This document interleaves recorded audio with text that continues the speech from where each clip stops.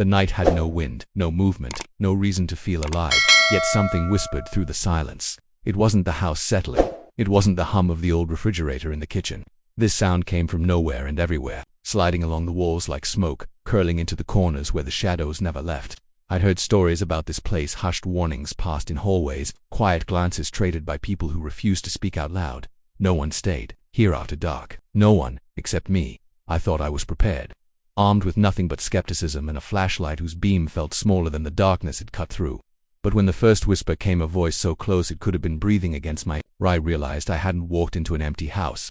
I had stepped into something waiting, something patient, something that had been whispering long before I arrived. The whisper wasn't a word at first, more like the sound of fabric tearing underwater, faint and ragged. My flashlight trembled against the wall, sending its beam skating over peeling wallpaper and cracked crown molding.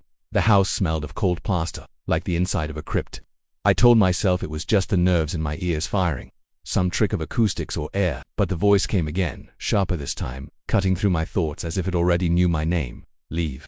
The word was soft, not hostile, yet heavy with something that didn't feel human. I swung the light toward the sound, but there was nothing except the narrow hallway stretching into deeper darkness.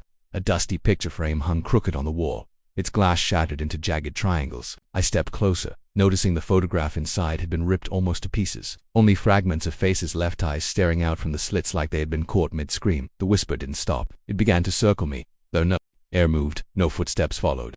I forced my voice to stay steady, calling into the dark. Who's there? No answer, just the faint tick of an unseen clock. The house felt like it was breathing now, timbers groaning softly as if exhaling. I moved down the hallway, my boots sticking slightly to the warped wooden floor. Each step sounded too loud, as though the house wanted me to walk quieter, to listen instead of move. I reached a door at the end of the corridor, paint-chipped brass handle, tarnished to black. The wood was cold under my fingertips, almost damp, as though it had been sweating. I turned the knob slowly, not because I wanted to, but because it seemed to demand it. The room beyond smelled older than the hallway, as though it had been sealed for years. Faint moonlight leaked through the gaps in heavy curtains, dust drifting like ash. In the center stood a single chair, turned to face the corner, as if whoever sat there couldn't bear to look at the door. I took one step inside. The door slammed behind me with a violence that shook the walls. My flashlight beam jittered across the floor, catching something carved into the wood beneath the chair, scratches forming words I couldn't yet read. Then I heard breathing. Slow, steady, not mine. It came from the chair. The whisper was louder now, but it was no longer alone. A low hum joined it like an old record spinning without music. I crept closer, my pulse hammering so hard I thought it might answer whatever was in that corner before I did. Turn around. The voice wasn't a request, it was a command. I gripped the back of the chair and spun it toward me. Empty. But the breathing didn't stop. It was right in front of me now, as though something invisible had been waiting for that exact moment to reveal itself. My flashlight dimmed without warning, the beam thinning to a weak yellow thread. Panic crawled up my spine, yet I forced myself to stay put. If I ran now, I'd never come back, and I needed to know what this place was hiding. The words on the floor were clearer now. They'd been scratched deep, gouged by something stronger than human fingers. Not alone. Before I could move, the curtains tore open on their own, moonlight flooding the room in a silver haze. For a split second, the dust in the air formed a shaped hole, narrow shoulders, a head tilted unnaturally to one side. It vanished as quickly as it appeared. The house went silent again. Then, 3 knocks from the hallway. Slow, deliberate. 1, 2, 3. I whipped around, but the door was still closed. No sign of anyone outside. I shouted again, voice cracking now. Who are you? What do you want? The whisper returned, clearer than before, and this time it sounded almost humifying. The cellar. The words sliced through me. I hadn't seen any stairs leading down. No sign of a basement, but the voice left no doubt. Whatever was in this house wanted me below ground. I backed out of the room, keeping the beam of my failing flashlight fixed on the chair until I reached the hallway. The crooked picture frame was gone. In its place hung another photograph, one I hadn't seen before. It showed a family of 4, mother, father, 2 children standing outside this very house. Their faces had been burned out with something black and oily. The knocks came again, this time closer. I turned toward the sound and caught movement. At the edge of my light, a shadow pulling itself around the corner. Not sliding, not walking, but twisting as if it had no bones. My throat tightened. Every instinct told me to run, but the voice in my head whispered the same words as before. Find the cellar. I stumbled through the hallway, trying doors, finding only empty rooms choked with dust. Each step echoed louder than the last, as though the house was amplifying my fear. Then I saw it, a narrow door, half hidden behind a warped dresser in the dining room. I shoved the furniture aside, revealing a rusted latch. The moment I touched The whisper turned into a sigh of relief, as if something had been waiting for years for this exact instant. I pulled the door open. A staircase descended into darkness, steeper than it should have been, the kind of stairs you don't build by accident. The air spilling out was colder than ice, reeking of earth and mildew. My flashlight flickered one last time and died, leaving me with nothing but the faintest silver glow from the hallway. From below, something moved. Not a footstep, not a scurry, more like dragging, as though someone was crawling toward the stairs with broken limbs. I placed one foot on the first step, and the whisper returned right against my ear, though no one was there. "Welcome home." I froze. My heart slammed so hard it made my vision pulse. Then, from somewhere deep below, I heard a sound I couldn't explain, a laugh, low and wet, echoing up the staircase like it had been waiting a very long time for company. The door slammed shut above me, sealing out the pale light of the hallway. I was in total darkness now, surrounded by stone walls that seemed to lean inward. And somewhere below, the dragging sound was getting closer. The word slithered through the room, no longer distant, no longer vague. I couldn't tell if it came from a man, woman, or something that had once been either. My chest tightened with the weight of the voice, like it wasn't sound at all, but pressure pressing against the inside of my skull. I whispered back before I even realized it. "What do you want?" "To be remembered." The floor vibrated softly, like something huge shifting far beneath me. Then, a second sound, chains dragging, not the thin clink of metal against metal, but the deep grinding pull of something bound, straining against its restraints. I stepped back, tripping over a shape in the dark. My hand scrambled to feel what it was, a box, wooden and damp. I pried it open, splinters tearing my palms. Inside lay dozens of yellowed photographs, edges curled with rot. Each one showed the same house in different years, different seasons. People stood in front of it, never smiling, eyes always too dark for the faded images. In the last photo, the house had no windows, just holes like empty sockets staring outward. A wet breath brushed the back of my neck. I spun around, nothing there. Then the glow beneath the floor flared brighter, revealing faint silhouettes moving at the edges of the room. Not solid, not human. Their heads jerked at unnatural angles, limbs bending wrong, like shadows from bodies that no longer remembered how to be alive. They circled slowly, silent except for that constant dragging sound. One shape broke away, crawling toward me on all fours, its limbs long and shaking as though barely strong enough to hold it up. I backed against the wall, feeling stone rise jagged behind me. The figure stopped just short of the dim light, and when it spoke, its mouth didn't move. "You shouldn't be here." My voice shook. "Then why bring me?" "Because you already are."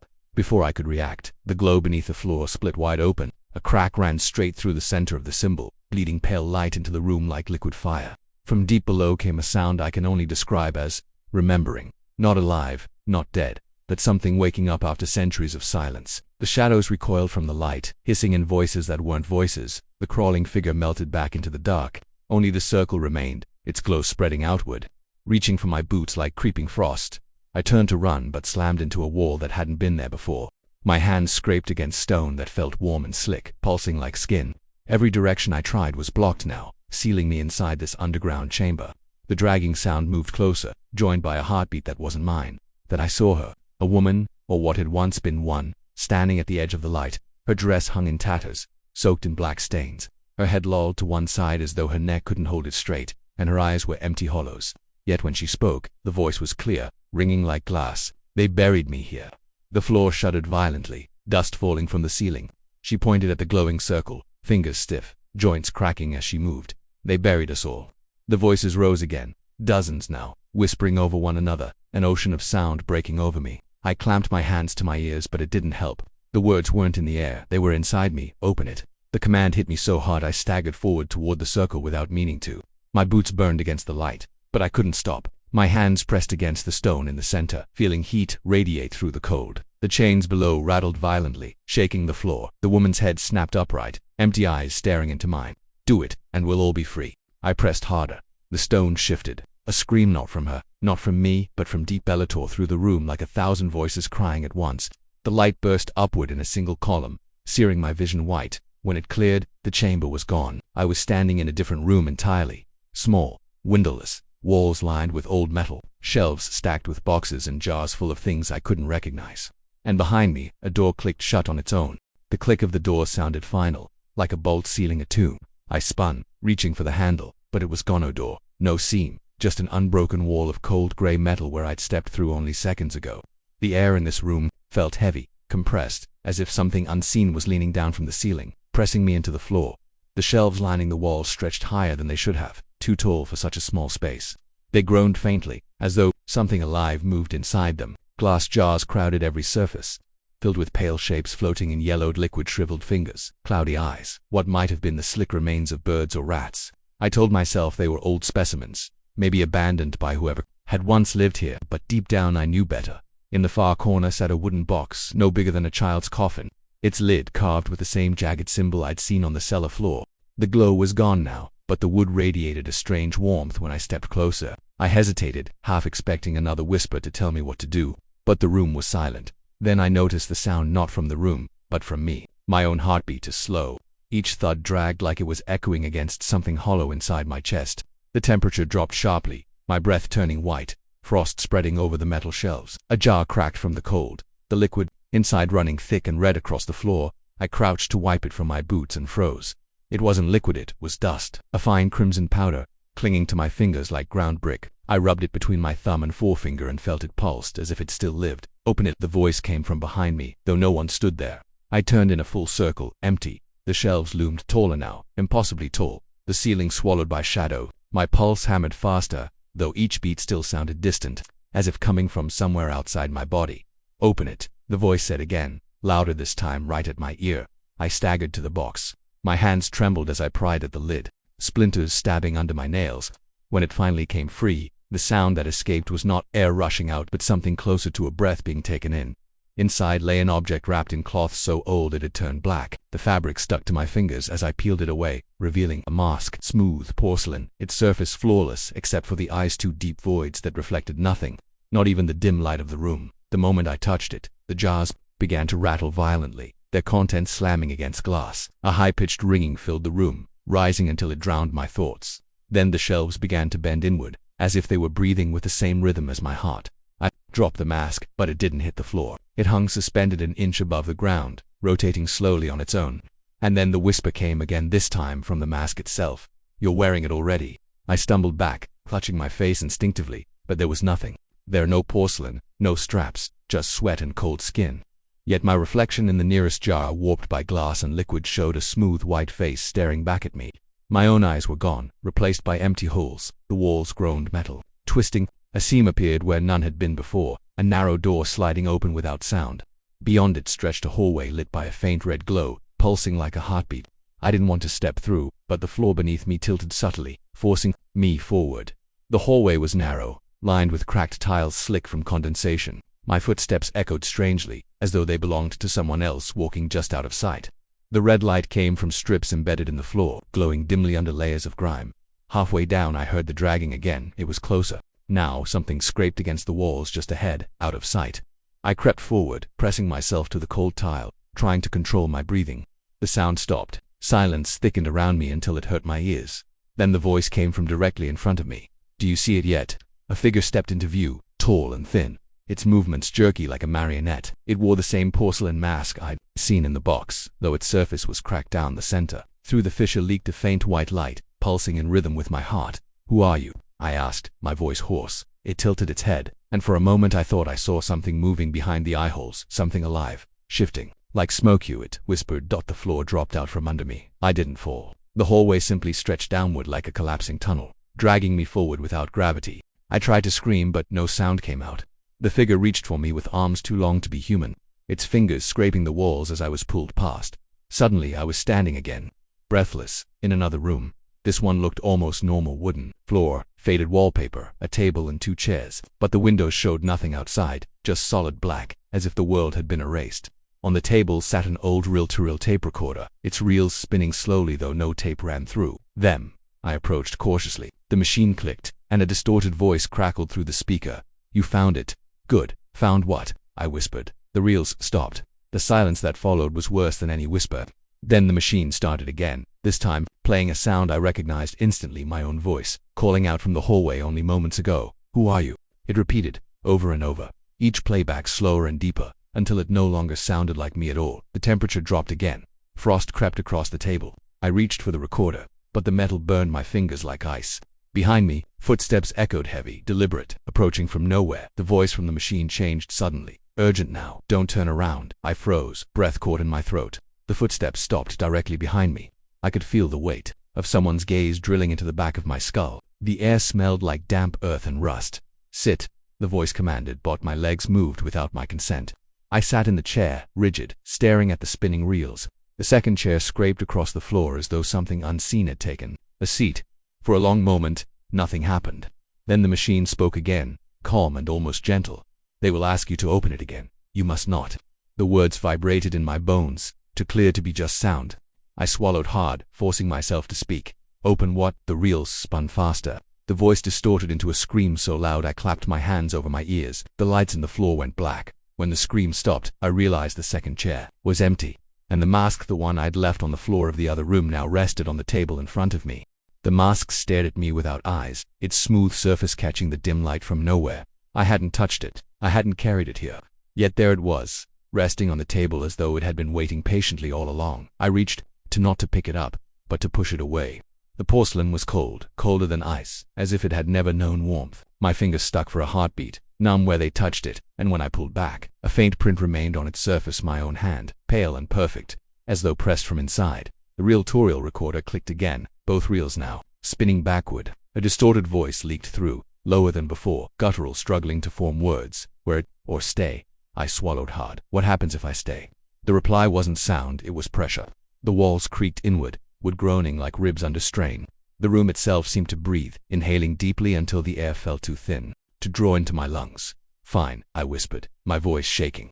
You want me to wear it? My fingers closed around the mask. It was lighter than it looked, almost weightless. I raised it toward my face, hesitating as a faint vibration traveled through it, as though something inside was alive. The moment the porcelain touched my skin, the world vanished. No table, no chair, no recorder, just darkness and the sharp scent of iron. A pulse thrummed through my skull, matching my heartbeat but faster, dragging me along at its pace. Shapes floated in the void, faces, dozens of them, their mouths open in silent screams. Some I recognized from the photographs in the cellar, others were strangers, eyes blank with the same hollow look. Do you see now? A voice murmured, though I couldn't tell from where. The darkness peeled back like wet paper, and I was standing in the house again, though not as I had first seen it. The wallpaper was new, bright and floral, the wood polished and warm. A clock ticked cheerfully in the hall. Sunlight streamed through clean windows.